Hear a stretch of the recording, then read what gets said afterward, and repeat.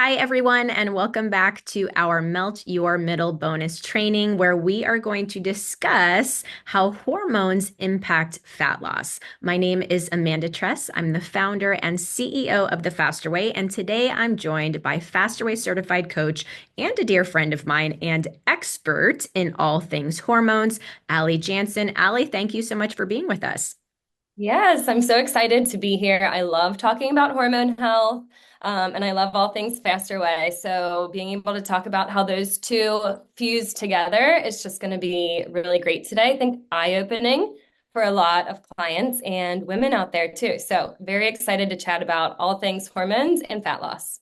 And Allie, you have personally been on quite the fat loss journey and hormone journey yourself, which has been extremely inspiring. We will be sure that we shout out your handle at the end of this training so that people can go and follow you on Instagram and Facebook. But tell me just a little bit about your own journey and maybe take me all the way back. When and why did you decide to enter into a fitness or a wellness field? And then just give us a little glimpse into this past year, kind of that trailing 12 journey that you've been on, because we want to hear that success story as well. Yeah, awesome. Okay, so if I go all the way back, I have been a faster way coach for almost 8 years now. My son turns 8 next week, and it was actually after I had him in my postpartum phase when my hormones were a mess and I needed to figure out how to lose fat. That's when I very first started. And the reason I started was because a friend of mine had said, Allie, I have this friend, her name's Amanda. She's teaching about all things macros. And at that point, I knew that nutrition and macros was the missing key for me because I had never tracked macros. I had always been somebody who cut my calories, who worked out harder and longer in order to lose fat. And after my second baby, when hormones are just all sorts of crazy, I could not lose fat by doing those two things, by cutting calories and working out harder and longer. It just wasn't working for me anymore. I knew it was tied up in macros. So that's when I joined. And that is literally when I saw amazing fat loss results, really significant changes in my physique, in my muscle mass. I was a college volleyball athlete, and I had never had that sort of training and background in nutrition, fitness, and had never had that type of physique. And after two children, it just amazed me that I could do that. So fast forward, I had two more kids. And after my fourth baby, she was my really, really hard pregnancy. I had a lot of medical issues with her, wasn't able to do a lot of movement, ended up with a C-section with her. And my hormones were a wreck after her. A lot of it I'm learning is autoimmune type stuff related to a traumatic birth event, where it just took like one big surgical moment or a traumatic moment that caused my body to almost fight against itself. And so that is really what started me down a hormone health journey and finding all of that out. So fast forward to about 2.5 years of really trying to figure out what was wrong with me, trying to again work out harder and get really strict and not following my own advice. Because it's hard to trust the process when you have a significant amount of weight to lose. I had gained about 70 pounds during that pregnancy and even kept gaining postpartum. That was new for me, which was the first indication that my hormones were way off. And so the things I had always done weren't working anymore. And I hear that from clients all the time. And guess what? We're aging, our hormones are changing, your lifestyle is changing, things are catching up to you, whether you want to hear that or not. Things that worked for you in the past aren't going to work forever. And that's okay. Our bodies are adaptable and they're not meant to be under the same different environments all the time. So really what it came down to was last January 1st was our very first New Year's round of 2024. And I decided I'm going to go back to the basics. I am going to trust the process, and I am going to know that I am healing my body first and foremost. So it took a serious mindset shift for me last year to say, I don't care how long this takes. I am going to do it the right way. I'm going to increase my protein. I had never really increased my protein massively. Mm. Last year I did. Um, and that was a big breakthrough for me. And I focused on healing over hustling, healing my hormones, Mm. healing my metabolism, healing my mindset, a lot of healing over hustling. And by November of 2024, so fast forward about 11 months, it took me about until the end of May. I will say that because I think I hear a lot of times I'm doing it right in these in 6 weeks or in 12 weeks and I'm not seeing results. Guess what? I didn't see results until end of May, so 5 months. Um, and that's okay because you're healing first before you can really see that significant fat loss. So by November, so about 10 months total, heading into my 11th month is when I hit 146 pounds and I started at 226. So an 80-pound fat loss result. And 145, between 145 and 150 is where my body likes to be at. That's just how it's been postpartum and adulthood. I'm also 5'9". So for reference, for a lot of people, everyone always is like, okay, great, but how tall are you? Um, and that's just my body. I've always been at that baseline. I guarantee you a lot of women, if you say, oh, what's your baseline? Where's your body like to be at? You know that number. And so, yeah, it took really focusing on carb cycling was huge for me, really focusing on that again, increasing my protein and healing my hormones, and then adjusting my workouts to fit my needs and really listening to my body. But did it all through the faster way and just added in some hormone tips and tricks as I went. So that's what I'm excited to share with all of you today. Okay. Whoo, an Lots. 80-pound weight loss. I Yeah. love your mantra, healing over hustling, healing over hustling, healing over hustling. I am in my own healing over hustling journey for a different reason from a bit of an incident and injury, but it's been really positive because I've been able to kind of consider these other angles and strategies. Let's take a deep dive on this whole concept of healing or balancing those hormones over just simply hustling. So many of our listeners who are in the Melt Your Middle program, they have been taught that spending hours in the gym and under consuming or maintaining a substantial calorie deficit is the answer. And maybe it was the answer when we were 25. Maybe it actually did work when we were 25. Now, was that actually the best way to go about it? I would argue no, but it did work, but now, many of us listening, we have people listening in their 20s, some very young 30s, but there's other ladies who they're like, okay, I'm 43, I'm 57, I'm 68, and it's not working for me. Just like you said, Allie, you hear that all the time from your clients. So there are actually 17 hormones involved in fat loss. Okay, there are 17, you heard me, 17 A lot. hormones impacting fat loss. And we're not going to discuss all 17. We're really going to kind of zero in on just a couple few. And the first one that I want to talk about is insulin. I often say fat loss is all about the insulin response. I personally have struggled with insulin resistance when I had polycystic ovary syndrome. I know many others in perimenopause might be also struggling with insulin sensitivity, or excuse me, insulin resistance. So let's just define insulin and let's talk about its impact on fat loss. Okay, awesome. Yeah, insulin is it's good and bad. It gets a bad rap. And here's why, is because insulin is dubbed the fat storage hormone. But what it really does is it regulates your blood sugar. We talk about this a lot when we talk about carb cycling, when we get into more of the science behind why carb cycling is so effective.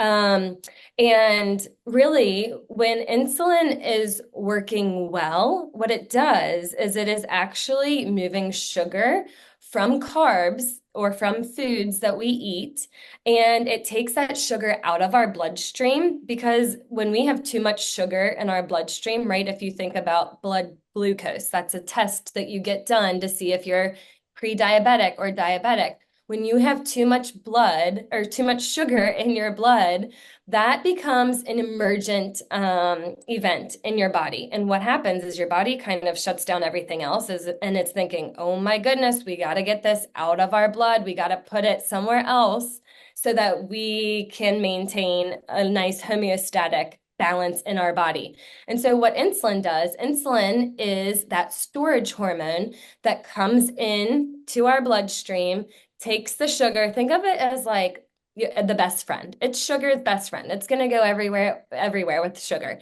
So it's going to come into your bloodstream, pull that sugar out, and it's going to bring it to the cells for energy.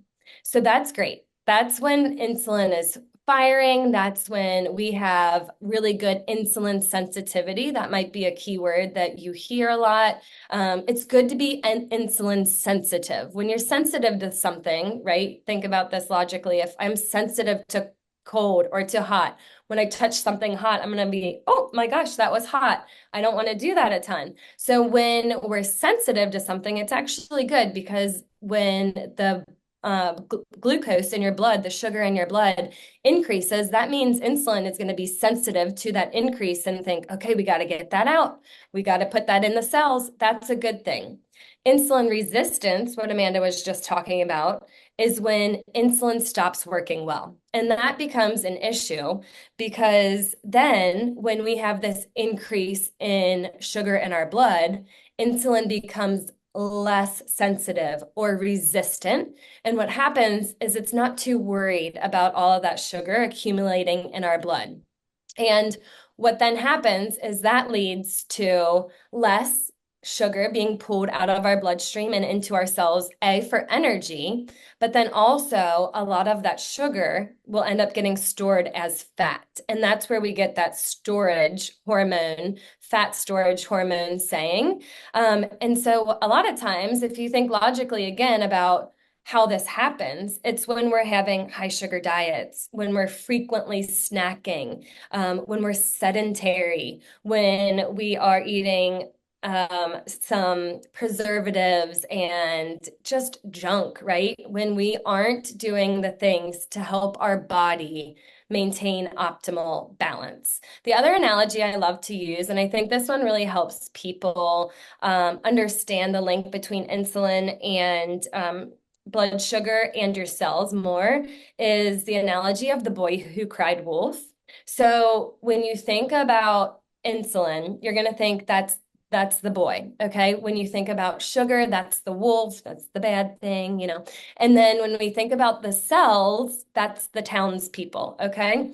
So when we have insulin that is, you know, continuously going off with the wolf, right? And, you know, insulin keeps saying it's getting overused and it's saying, hey, there's a wolf over here, there's a wolf over here. Well, eventually, when we are doing that so much, guess what stops responding? The townspeople or our cells. So over time, it's not even that insulin isn't coming in to pull that sugar out. It's that your cells stop responding to that insulin that is trying to pull the sugar out of the cells and use that sugar for energy. So you can kind of use that one to help you and just kind of think of a little trick when you're, you know, going down a route where you're like, maybe this is going to be the boy who cried wolf situation right now. Maybe I should pick something different or have some strategies to help reduce my blood sugar. Ooh, I love that analogy. I've never thought of it in that way. Yeah, The boy who cried. Well, that's so yeah, good. I use it all the Oh time. my gosh. So, fat loss is all about the insulin response. And you shared examples of how we can negatively impact this insulin sensitivity and create insulin resistance. And it's so interesting because you were just reading my mail from when I was 16, 17, and started with PCOS and ended up on blood pressure medication, by the way, everybody. Like, I was eating fast food on a daily basis. I was having junk food all the time at home and during school. I was playing sports, but in the off season, wasn't necessarily thinking through how I could maintain exercise and a healthy lifestyle. And so that really is what ends up somewhat, many times causing these issues is our lifestyle. It's the ingredients in our food that, the oils and the processing and thought that, man, I need to eat the minute I wake up in the morning, Mhm. because we've heard from breakfast cereal companies that breakfast is the most important meal of the day. So we're not only having breakfast, but we're having sugary cereal. We're then thinking, man, I gotta, I've heard I should have 6 mini meals throughout the day. So then we're just snacking, we're grazing all day long. And so, those are what might be causing this insulin resistance. Let's talk about some of the strategies, even that we are implementing this week in Melt Your Middle, that will help us resolve the insulin resistance. So share with us maybe your two favorite strategies for really addressing this. Yeah, I want to call out something you just said though, because it is such a big misconception about the 6 mini meals, and that's Mm, a really good way to never get your blood sugar back down to a baseline. yeah. So I love a good graph, and I didn't know we were going to talk about this, but I'll just use my fingers for this one.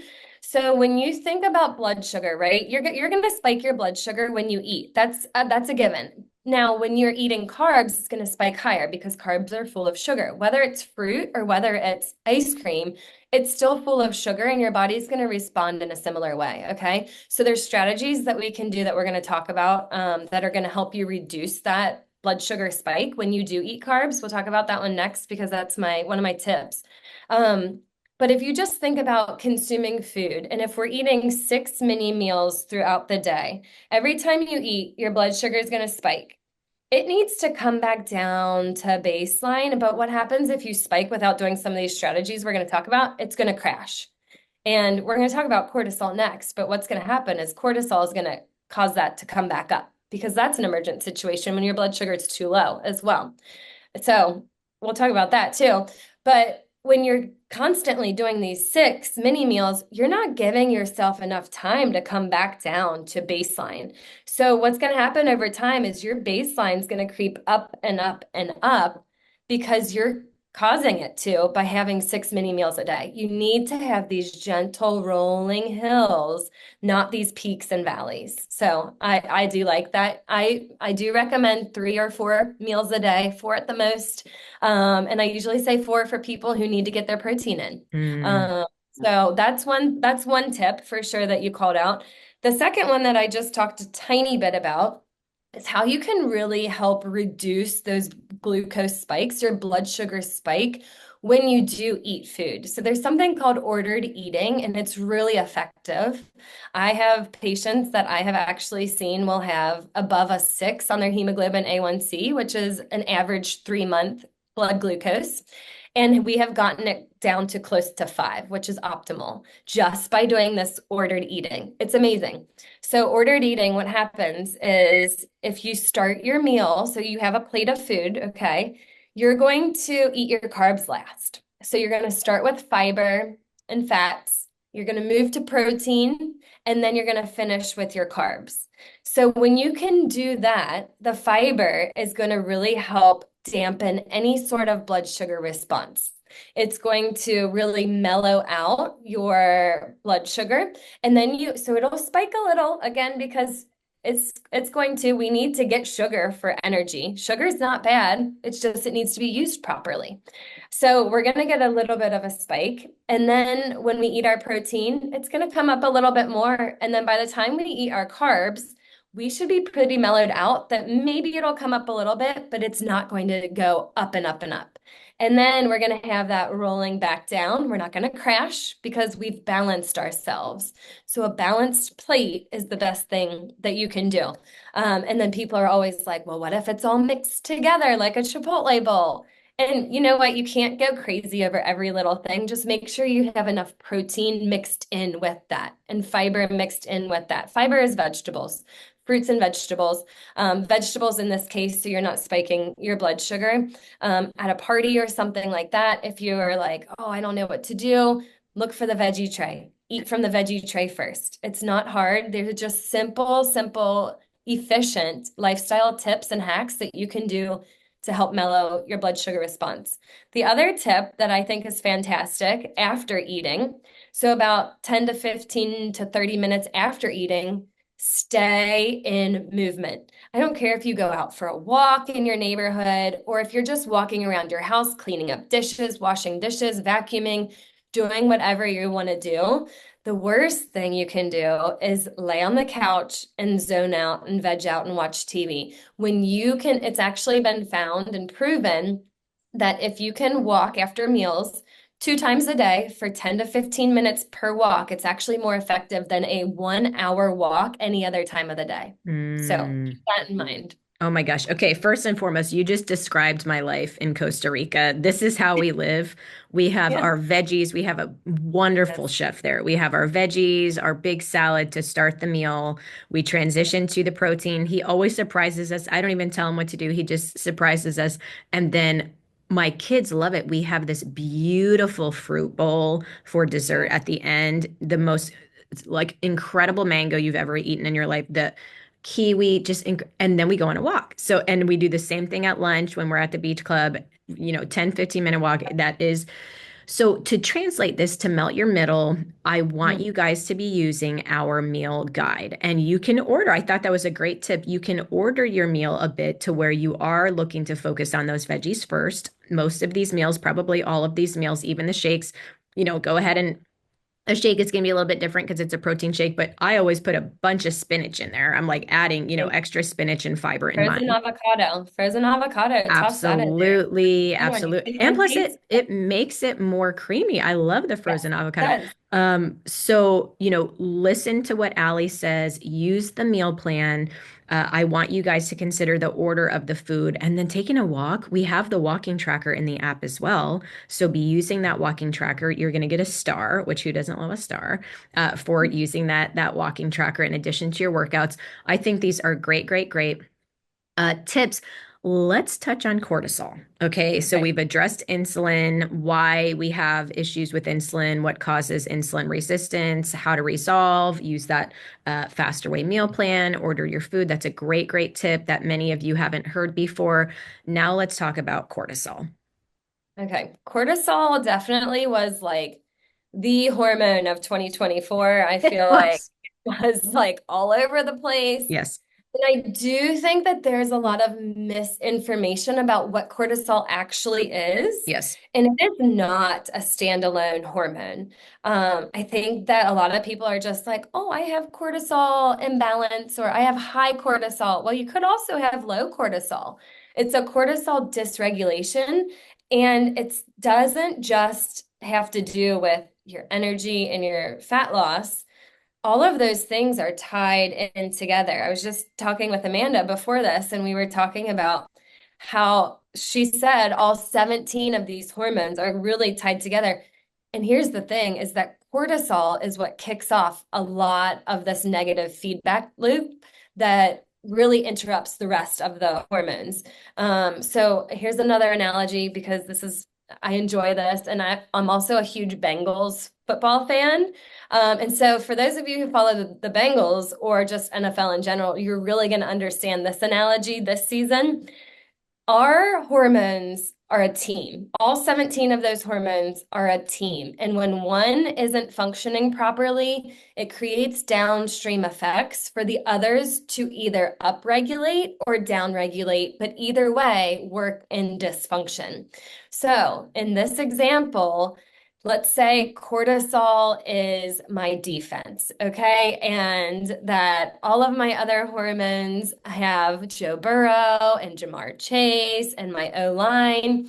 But guess what? The Bengals defense was really terrible this season. And so even though Joe Burrow and Jamar Chase had the season of their lives, they played amazing. They were firing on par. They were doing all the right things. But guess what? Because their defense was terrible, and had a breakdown.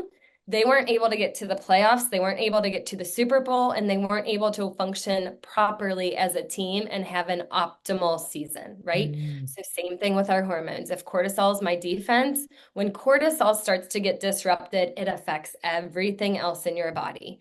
It's part of this negative feedback loop and it actually starts in your brain. So when people say mindset matters, it really matters.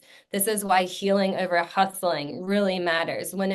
You have to look at yourself in the mirror every day and say, I can do this. I can lose fat. My body is capable. It starts in your brain. It starts in your hypothalamus.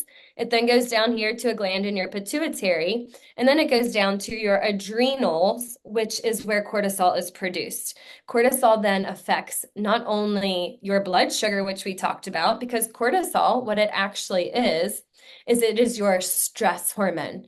So what it does is it helps your body handle physical and emotional stress. And when it works really well, that's fantastic because cortisol is actually the hormone that wakes you up in the morning and it gives you energy to wake up in the morning. It's what spikes in the morning so that you can get out of bed. So if you're somebody who hits the snooze button a million times, you probably have low cortisol in the morning. And that is a really good sign that something's dysregulated. When it's out of balance, though, that's when cortisol and chronic stress leads to this dysfunction, this high cortisol, causing belly fat gain, causing fatigue, causing mood swings, irritability, all of these issues that tend to happen. And so one of them that we talked about being the stress hormone, when we have a spike in our blood sugar and our insulin, then what happens is that drops really quick too, because insulin's trying to pull all of that glucose out and put it in the cells. And so when you have that happen, it just bottoms out. And so when it bottoms out, when we become hypoglycemic, that's when that stress hormone cortisol comes in and says, oh, we got to get you back up. So then your body starts firing cortisol. So if you think about times that you're under stress, and I don't mean stress of just like, oh my gosh, my schedule is so busy, I'm so stressed out. I mean things in your environment, people in your environment, things that you're using in your home products, beauty products. All of these things can be endocrine disruptors. Caring for children or elderly parents, those are stressors. And guess what? We're kind of in this age range, most of us women that are here, 30s to 60s, where we're in this age range where we're like that. They call us the forgotten generation because we're taking care of our kids, but we're also starting to take care of our elderly patients, and we forget to take care of ourselves. And that causes a lot of stress to build up. And guess what? We're usually postpartum, heading into perimenopause. So not only do we have these added stressors in our life that's causing this chronic buildup of, inflammation, belly fat, all of these issues that come from over production of stress. But now we are dealing with just natural hormone changes too, like the drop in progesterone and estrogen and all of these other things that start happening to our body. So what all this leads up to is a lot of times a really hard time losing fat and especially belly fat. Oh my goodness. Yes. I completely agree with you, Allie, that there is a lot of confusion related to cortisol. And you are correct. 2024 was like the year for cortisol on Instagram and TikTok. Oh my gosh. And people were talking about high cortisol and cortisol is bad and da da da. Cortisol is not bad. I want my Right. cortisol to be Yep. high in the morning because I am the kind who can wake up without an alarm. I use an Mhm. alarm maybe once or twice in an entire year. I wake up right when the sun rises. I Yep. usually like to sit out there with the sun in the morning, and then mine very consistently declines throughout the day. It just Yep. after like 8 p.m., I turn into a pumpkin. You're not going to see me out and about. I'm going to be in my PJs. So let's discuss for our Melt Your Middle participants and anyone listening on the podcast as well, how workouts in particular can either help or hurt. And I want to discuss the workout modalities because at Faster Way, we do have HIIT workouts on certain Mhm. days for certain reasons. We have strength training workouts on more days for certain reasons. And then we also have some active recovery. So we just started doing Pilates. We've got 20-minute Pilates. We're just about to expand it to 30-minute Pilates because I love them so much. We have yoga, we have bar. So share with me your perspective on these workout modalities in particular and how it can either help or hurt. And then might as well throw long form cardio in there, even though we don't do it at the faster way. I want you to address it because a lot of Yeah. the ladies listening, they're like, oh, wait, you're talking about hit strength and Pilates. I'm on the treadmill for 2 hours. I'm on the Right. elliptical. I'm running a half marathon every day, so let's talk about it. Okay. This is going to be different for everyone, and it should be because no two people have the same hormone issue, right? So, there are some women who, guess what? Their hormones are great right where they are right now, and they're firing. HIIT is going to be amazing for this population of women. It is one of the most effective, if not, it is the most effective fat loss workout that you can do if you have regulated hormones. Now, and so I like to ask my clients that, how do you feel? And I'll ask them symptoms to kind of assess where they're at. So you can kind of listen to some of the things we just talked about to assess where you're at. Do you wake up feeling tired? Do you hit a wall in the afternoon? Are you irritable, moody? Are you overwhelmed, overstimulated? Do you find that you're reaching for your phone to get entertainment and get that dopamine hit? Are you somebody who just feels blah or not excited for the day? These are all really clear signs to me that you are dealing with some sort of cortisol imbalance. And really your body's just trying to get that next hit of adrenaline, and you need more healing than hustling. Now, for those of you who are like, oh, I wake up feeling amazing in the morning, I am never tired after lunch, I go to bed just fine, I sleep through the night. Guess what? HIIT is going to be amazing for you, especially if you have a fat loss goal in mind, like a significant fat loss goal. It's going to be great for you. So on those Mondays and Tuesdays, you're doing HIIT and you're going to go hard because it's going to feel so good for your body and you're going to see those fat loss results. Now, for those of you who are struggling with some of those symptoms that I just said, HIIT may be too intense for you. So that's when you can utilize the library. That's what I tell my clients to do. That's what I personally do. Currently, and for the last year, I didn't do a single HIIT workout. I didn't see Amanda every Monday like I usually do. So what I did instead was I went for walks and I got into our library and I did yoga. We had some old bar workouts in there that I still Honey. and now I'm excited we have Pilates. So these are the utilizations of the app that is going to be so beneficial. You got to make this your own journey. Customize it for you and what you can do. So here's the thing too. We're going to spike our cortisol during a workout, and we're meant to. Now, depending on how high we spike it or how long your body remains elevated, that's the key here. So I think also HIIT workouts get a bad rap especially in 2024 when it comes to cortisol. Now, I personally didn't do HIIT workouts. I personally am doing one HIIT workout a week now, and I'm doing one that has more weight training in it because I enjoy that more. Just period, end of story. And then the other day, I'm walking or doing Pilates. And so you just kind of tailor it for you. So that's Monday, Tuesdays. That's what that looks like for me. The other days, we're lifting heavy weights and we're doing progressive overload so that we can expand upon our weight training and so that we can build that lean calorie burning muscle. And then when we're pairing that with increasing our protein, I mean, that's where the muscle gains and the fat loss happens. That it has been proven clinical trial after clinical trial and study after study that weight training and lifting weights is the best workout for women, especially as we head into perimenopause and menopause, not only for our physique, but for our bone health. When we Hmm. can improve muscle, we can improve bone health. As we get older, when we're reaching perimenopause, menopause, our estrogen levels naturally decline. Estrogen is one of the hormones that is in charge of producing bone, osteoclasts and osteoblasts. So blasts are building. That's what estrogen is good for. Clasts are tearing it down. So we have more osteoblast production when we have estrogen to boost that up. And so as we're declining, we need to start doing things like taking creatine to help with our muscle mass, because muscle mass helps increase your bone mass as well. So all of those things are really, really tied together. Um, yeah. Okay. Where was I going with No, that? no, no, no. About, Yeah, really, really good. And this is different than what a lot of you listening have heard or been told.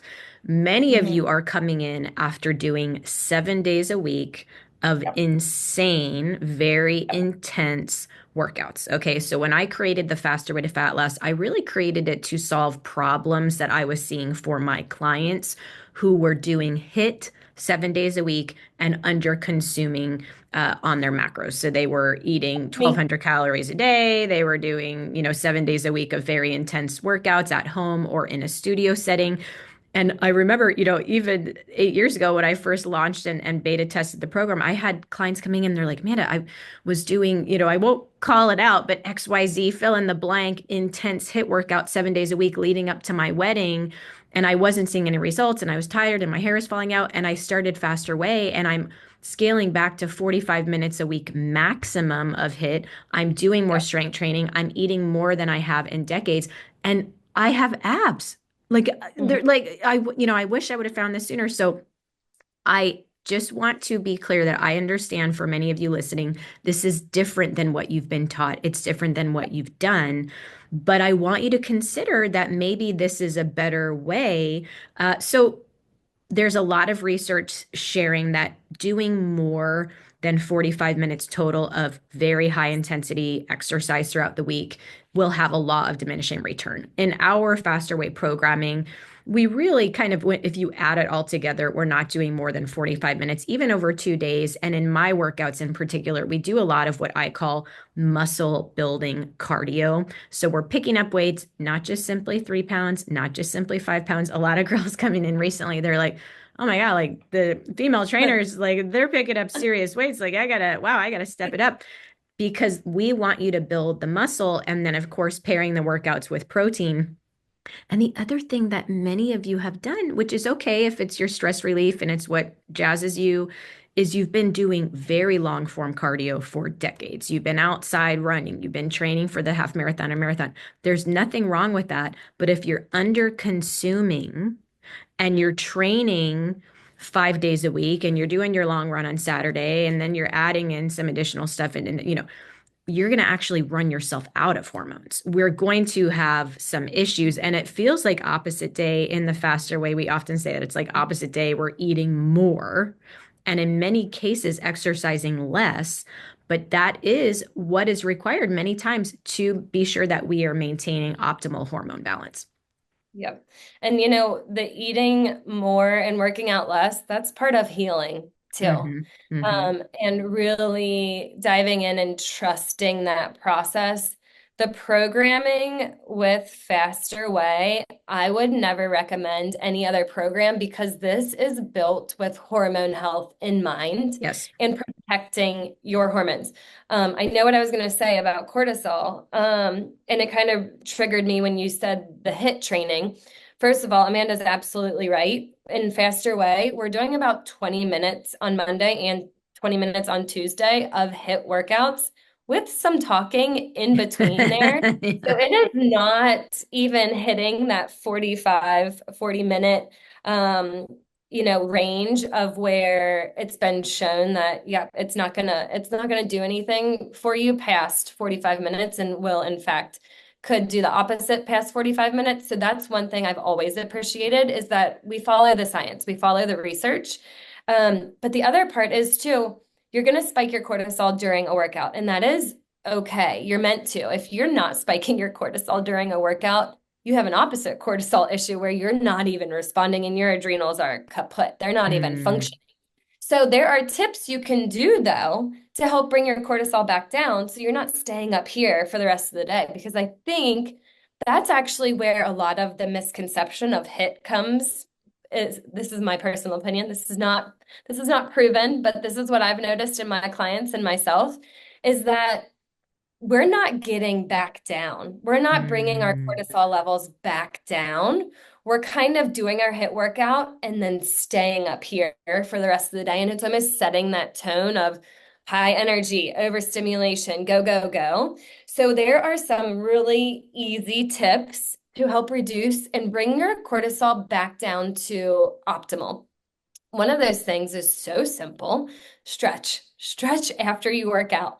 Do your cool down. Go for a walk after you work out. The other thing that I always do is I'll stretch for about 5 minutes and then I lay on the ground and I put my feet up the wall. That in itself, feet up the wall, is going to automatically trigger your parasympathetic nervous system to kick in, which is your rest, digest, detox, and heal nervous system. Your sympathetic nervous system is the fight or flight. That's when cortisol is activated and increased. So when we can lay down and get our feet up the wall, stretch after your workout, lay down, get your feet up the wall, that is going to automatically flip you out of sympathetic, fight or flight, into parasympathetic, rest, digest, detox, and heal. And that will bring you back down to an optimal level so that you can move on with your day. Don't skip that step. That's where the magic comes so that you can kind of get a baseline before you go upstairs and see your kids or rush to get ready for work or even get ready for bed. If you're working out at night and then you're like, I can't fall asleep. Well, guess mm. what? It's because you just revved yourself up. So let's be smarter about some of these things. Let's use some very simple strategies and tactics to help us and help our bodies live optimally. Yeah, yeah. Okay. I want to, as we close, hear you in the chat feature. If you're watching this as a Melt Your Middle bonus training, say, yes, you've tried some of our workouts. We want to see a big YES, all caps. And then I also want you to say, thank you, Allie. Yes, I've tried the workouts. Thank you, Allie. Tell us how you're feeling with the workouts. We want to hear that. Hopefully, you're a little sore. As a trainer, I want you to be a little sore the next day. Okay. Whether it is the muscle building cardio HIIT workout or the strength training workout, I want it to be hard to go to potty the next day, sit down on that toilet, or do your hair. Allie, Yeah. tell us where we can find and follow you. Yeah, I'm just on Instagram. You can just look me up. I'm Allie Janszen, AllieJanszzen. Awesome. Well, thank you so much, Allie. This was extremely informative. I love that we shared some of the problems and pain points, but also solutions. And again, if you're in Melt Your Middle, you are doing the right thing. So keep it up. We are so thrilled to have you and can't wait to hear your wins later this week. We hope you guys have a great rest of your day. Bye, everyone. Bye.